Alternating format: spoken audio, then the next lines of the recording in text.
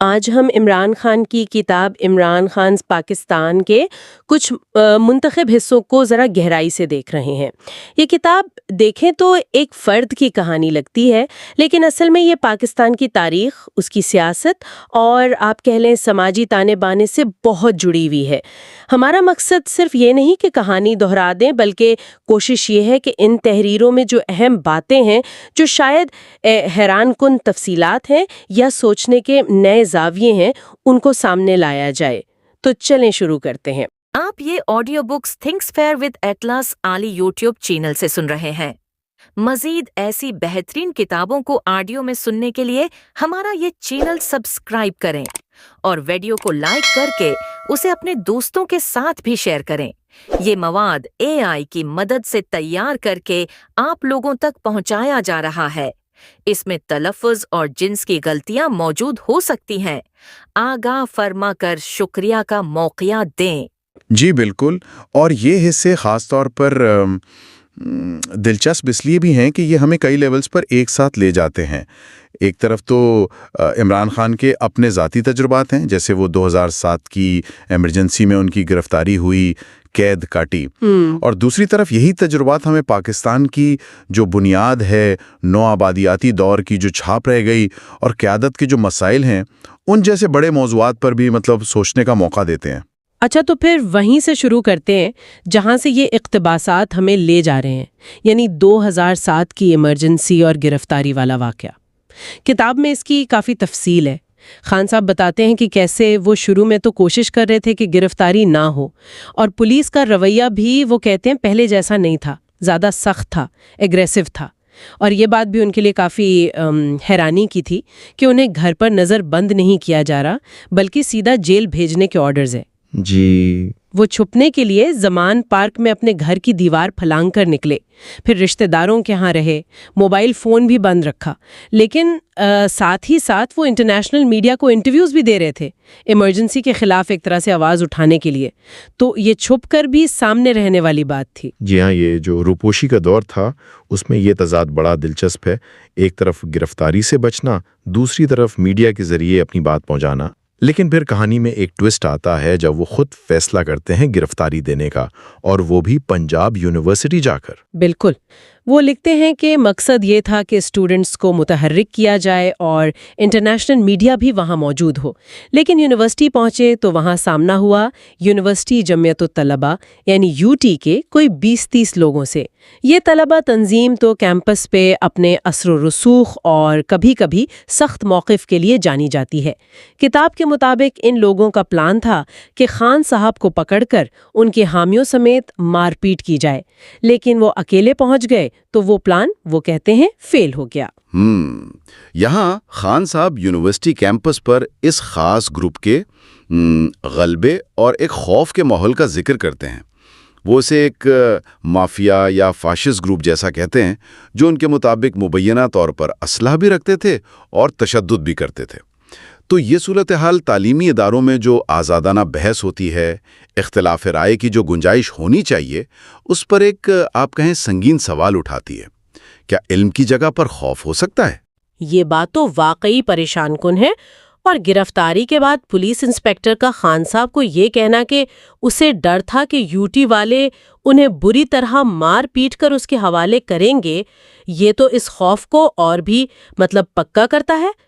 Inspector نے کتاب کے مطابق کچھ سادہ کپڑوں میں اہلکار بھی لگائے تھے کہ خان صاحب کو بچایا جا سکے، مگر وہ خود کو بھی کافی بے بس محسوس کر رہا تھا، یعنی قانون نافذ کرنے والے خود ایک اسٹوڈنٹ گروپ سے ڈر رہے تھے۔ جی، اس واقعے سے ہمیں اندازہ ہوتا ہے کہ طاقت کے جو مراکز ہیں وہ کیسے بکھرے ہوئے ہو سکتے ہیں، اور کیسے جو نان اسٹیٹ ایکٹرز ہیں وہ بھی اپنا اثر و رسوخ استعمال کرتے ہیں۔ یہ صرف یونیورسٹی کی بات نہیں، شاید ایک بڑے سسٹم کی عکاسی ہے۔ اچھا، پھر جیل کے تجربات بھی کچھ کم نہیں ہیں۔ پہلے انہیں کوٹ لکھپت جیل بھیجا گیا، وہاں ایک کلاس سیل ملا جو نسبتاً بہتر تھا۔ وہاں انہیں خبر ملی کہ ان کی گرفتاری کے خلاف یونیورسٹی میں بڑا مظاہرہ ہوا ہے، اور ایک اور غیر معمولی بات یہ ہوئی کہ زمان پارک میں ان کی بہنوں اور خاندان کی دوسری خواتین نے جب احتجاج کیا تو پولیس نے ان پر تشدد کیا اور گرفتار بھی کر لیا۔ پاکستان کی سیاست میں خواتین کے ساتھ ایسا سلوک، وہ کہتے ہیں، پہلے کم ہی دیکھا گیا تھا۔ جی، یہ واقعات اس وقت کافی خبروں میں تھے، لیکن خان صاحب کی آزمائش یہیں ختم نہیں ہوئی۔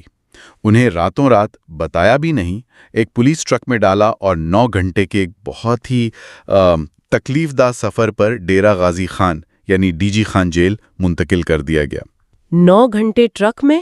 اللہ، یہ تو سننے میں ہی برا لگ رہا ہے۔ اور پھر ڈی جی خان جیل، کتاب میں وہاں کے ماحول کے بارے میں کیا لکھا ہے؟ خان صاحب لکھتے ہیں کہ وہ ملک کی بدترین جیلوں میں سے ایک ہے اور اکثر سیاسی مخالفین کا آپ کہیں مرال توڑنے کے لیے استعمال ہوتی ہے۔ بالکل، خان صاحب وہاں کے حالات کی جو تصویر کھینچتے ہیں وہ کافی سنگین ہے۔ بہت زیادہ گندگی، قیدی گنجائش سے کئی زیادہ، ایک سیل میں 10-15 لوگ، ورزش یا باہر نکلنے کا کوئی موقع نہیں، وقت گزرتا ہی نہیں۔ اسی ماحول میں پھر انہوں نے بھوک ہڑتال شروع کر دی، جس سے وہ جسمانی طور پر کافی کمزور بھی ہو گئے۔ لیکن اس ذاتی مشکل سے ایک بڑا نقطہ نکلتا ہے۔ خان صاحب لکھتے ہیں کہ جیل میں انہیں پاکستان کے نظام انصاف کی اصل حالت وہ دیکھنے کو ملی۔ ان کا مشاہدہ تھا کہ جیلوں میں جو بہت سے لوگ بند ہیں، شاید 60% تک وہ غریب ہیں، بے گناہ ہیں، جن کے پاس یا تو وکیل کے پیسے نہیں تھے یا ان کی فائلیں ہی کئی سرکاری دفتروں میں گم ہو گئی تھیں۔ جی، اور یہ صرف 1-2 قیدیوں کی بات نہیں تھی۔ خان صاحب کے مطابق یہ ایک بڑے مسئلے کی علامت ہے۔ ایک ایسا سسٹم جہاں انصاف ملنا اس بات پر منحصر ہے کہ آپ کی جیب میں کیا ہے۔ وہ ایک 16 سالہ لڑکے کی مثال دیتے ہیں جو کسی خاندانی جھگڑے میں صرف بندوق لہرانے کے الزام میں 6 سال سے قید تھا، بغیر کسی مقدمے کے، جبکہ اس جرم کی زیادہ سے زیادہ سزا شاید 1 سال ہوتی۔ 6 سال؟ جی، اور اس کا کیس اس لیے نہیں چل رہا تھا کہ گھر والے وکیل نہیں کر سکتے تھے، اور کئی بار تو پولیس کے پاس گاڑی ہی نہیں ہوتی تھی کہ اسے عدالت لے جائیں۔ یہ تو واقعی دل دکھانے والی بات ہے۔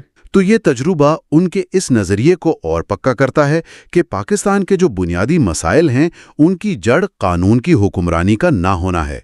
یہ ایک ذاتی آزمائش سے نکلا ہوا بہت بڑا سیاسی اور سماجی سبق ہے۔ یقیناً یہ مشاہدہ خاص طور پر کسی ایسے شخص کے لیے جو ایک مراد یافتہ پس منظر سے آیا ہو بہت چونکا دینے والا تھا، اور شاید اسی نے بعد میں قانون کی حکمرانی پر ان کے زور کی بنیاد رکھی۔ یہ دکھاتا ہے کہ کیسے ذاتی تجربات کسی کی سوچ اور ترجیحات کو بدل سکتے ہیں۔ اچھا، جیل کے ان تلخ تجربات اور نظام انصاف پر سوالات کے بعد کتاب ہمیں ایک بالکل مختلف دنیا میں لے جاتی ہے، خان صاحب کے بچپن اور ان کی ابتدائی زندگی کی طرف۔ یہ سمجھنا بھی اہم ہے کہ وہ کون سے اثرات تھے جنہوں نے ان کی شخصیت کو بنایا۔ جی، خان صاحب اپنی پرورش کا ذکر کرتے ہوئے زمان پارک لاہور کے ماحول کو بیان کرتے ہیں، جو اس وقت وہ کہتے ہیں ایک فارم جیسا تھا، نیم دیہاتی سا، ایک مضبوط خاندانی نظام تھا جہاں والدہ اور نانی کا کردار بہت اہم تھا۔ وہ کزنز کے ساتھ کرکٹ کھیلنے، بزرگوں کا بہت احترام کرنے اور خاندان کی عزت کا جو تصور ہے اسے اپنی تربیت کا اہم حصہ بتاتے ہیں۔ والدہ سے جو انبیاء کی کہانیاں سنی، ان میں جو اخلاقی سبق تھے، جنت دوزخ کا تصور، یہ سب ان کی شروع کی زندگی کے اہم پہلو تھے۔ ایک روایتی اقدار والی پرورش، لیکن پھر اس میں آپ کہیں نو آبادیاتی تعلیم کا رنگ شامل ہوتا ہے۔ خان صاحب ایچسن کالج جیسے انگلش میڈیم اسکولوں کے اثرات پر بات کرتے ہیں۔ وہ لکھتے ہیں کہ ان اداروں نے ایک ایسی ایلیٹ کلاس پیدا کی جو اپنی ثقافت سے دور تھی اور مغربی طرز زندگی کی نقل کرنے میں فخر محسوس کرتی تھی۔ یہ ایک بہت اہم نقطہ ہے جس پر خان صاحب تفصیل سے بات کرتے ہیں۔ ان کے مطابق ان اسکولوں میں اردو بولو تو جرمانہ ہوتا تھا۔ انگریزی لہجے میں اردو بولنا ایک طرح سے اسٹیٹس سمبل بن گیا تھا۔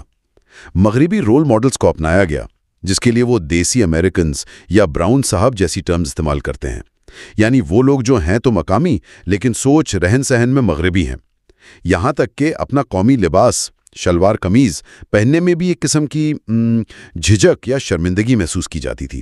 براؤن صاحب، یہ اصطلاح واقعی اس نوآبادیاتی ذہنیت کو اچھی طرح دکھاتی ہے۔ خان صاحب کا اصل نقطہ یہ ہے کہ اس تعلیمی نظام نے پاکستانیوں کو بحیثیت قوم اپنی جڑوں سے کاٹ دیا، ہمیں اپنے آپ سے جدا کر دیا۔ ان کے خیال میں یہ چیز احساس کمتری پیدا کرتی ہے اور اصل لیڈرشپ کو پنپنے نہیں دیتی، کیونکہ آپ اپنی شناخت پر ہی کانفیڈنٹ نہیں ہوتے۔ اور یہ صرف لباس، زبان یا رہن سہن تک نہیں تھا۔ خان صاحب کے مطابق اس ذہنیت کے تحت مذہب کو بھی ایک آپ کہیں پسماندہ یا پرانی چیز سمجھا جانے لگا۔ مغرب کی جو سائنسی ترقی تھی، ثقافتی چمک دمک تھی، اس کے سامنے مقامی علماء کے پاس شاید وہ زبان یا وہ طریقے نہیں تھے جن سے وہ نئی پڑھی لکھی کلاس کو قائل کر پاتے۔ یہ جو تقسیم ہے، یہ آج بھی پاکستان کے مختلف تعلیمی نظاموں، انگلش میڈیم، اردو میڈیم اور دینی مدارس اور ان سے جڑے ہوئے سماجی طبقات کے درمیان بہت صاف نظر آتی ہے۔ اس نے معاشرے میں گہری دراڑیں ڈالی ہیں۔ تو گویا ایک طرف جیل کا تجربہ نظام کی خرابی دکھا رہا ہے، تو دوسری طرف تعلیم کا تجربہ شناخت کے بحران کو سامنے لا رہا ہے۔ یہ دونوں مل کر ایک کافی پیچیدہ تصویر بنا رہے ہیں۔ اچھا، اب آتے ہیں تیسرے حصے کی طرف، جو قیادت، کرپشن اور اس سے پیدا ہونے والی مایوسی کے بارے میں ہے۔ کتاب 1988 سے 1993 کے دوران، یعنی بےنظیر بھٹو اور نواز شریف کے پہلے ادوار حکومت پر کافی سخت تنقید کرتی ہے۔ جی خان صاحب، ان دونوں لیڈرز پر کرپشن، اپنی ذاتی دولت میں بہت زیادہ اضافہ اور اقربا پروری کے آپ کہیں سنگین الزامات لگاتے ہیں۔ وہ بےنظیر بھٹو کے بارے میں لکھتے ہیں کہ ان کا انداز شاہانہ تھا اور وہ سیدھا وزیر اعظم بن گئیں بغیر کسی نچلی سطح کے سیاسی تجربے کے۔ ان کے شوہر آصف زرداری کا بھی ذکر ہے، جنہیں اس دور میں مبینہ طور پر مسٹر 10% کہا جاتا تھا۔ یہ الزام تھا کہ وہ ہر سرکاری ٹھیکے میں اپنا حصہ لیتے تھے۔ اسی طرح نواز شریف پر الزام ہے کہ ان کے دور حکومت میں ان کے خاندان کی جو بزنس امپائر تھی، اس نے سرکاری سرپرستی میں مبینہ طور پر 4000% ترقی کی۔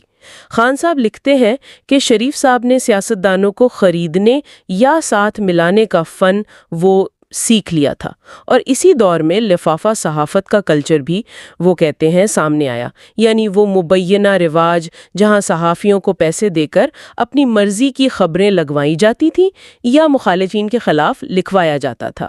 یہاں خان صاحب ایک بنیادی مسئلہ اٹھاتے ہیں، جو ہے خاندانی سیاست کا یا موروثیت کا۔ ان کی دلیل یہ ہے کہ جب لیڈرشپ صرف خاندان کی بنیاد پر آگے بڑھتی ہے، قابلیت یا تجربے کی بنیاد پر نہیں، تو وہ ملک کے جو اصل چیلنجز ہیں ان سے نمٹنے کی صلاحیت نہیں رکھتی۔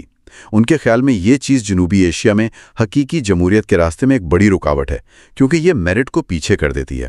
یہ سیاسی منظرنامے پر مایوسی کی ایک کافی تاریک تصویر ہے، لیکن دلچسپ بات یہ ہے کہ کتاب اسی مایوسی کے ساتھ ساتھ ایک بالکل مختلف تجربہ بھی بتاتی ہے۔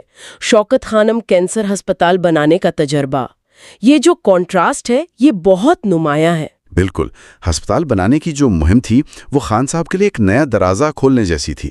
وہ لکھتا ہے کہ اس دوران انہیں عام پاکستانیوں، خاص طور پر غریب اور مڈل کلاس طبقے کی سخاوت، ان کے جذبے اور قربانی کا اندازہ ہوا۔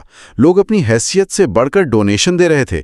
یہ تجربہ ان کے لیے پاکستانی عوام کی جو صلاحیت ہے اس پر اعتماد کا باعث بنا۔ وہ ہسپتال بنانے کی تحریک شروع کیسے ہوئی اس کا بھی ذکر کرتے ہیں۔ اپنی والدہ کی کینسر سے تکلیف دہ موت اور پھر لاہور کے میو ہسپتال میں ایک غریب پشتون خاندان کی بے بسی دیکھ کر انہیں یہ خیال آیا۔ شروع میں تو انہیں اپنے ہی شعبے یعنی میڈیکل فیلڈ کے لوگوں نے کہا کہ یہ ناممکن ہے، پاکستان میں ایسا جدید ہسپتال بنانا اور چلانا۔ فنڈ ریزنگ بھی وہ کہتے ہیں آسان نہیں تھی۔ خان صاحب لکھتے ہیں کہ جو امیر لوگ تھے، صاحب حیثیت تھے، ان سے پیسے مانگنا سب سے مشکل کام تھا۔ کئی نے تو صاف منع کر دیا یا بہت تھوڑی رقم دی۔ لیکن اصل کامیابی ملی اسکول کے بچوں کی مہم سے۔ ملک بھر کے بچوں نے وہ چندے کے ڈبے اٹھائے اور گلی گلی گھر گھر جا کر پیسے جمع کیے۔ یہ عوامی شرکت کی ایک زبردست مثال تھی۔ اور غریب لوگوں کے عطیات کا ذکر وہ خاص طور پر کرتے ہیں۔ لوگ چھوٹی چھوٹی رقمیں لاتے اور کہتے کہ یہ وہ اپنی آخرت کے لیے کر رہے ہیں۔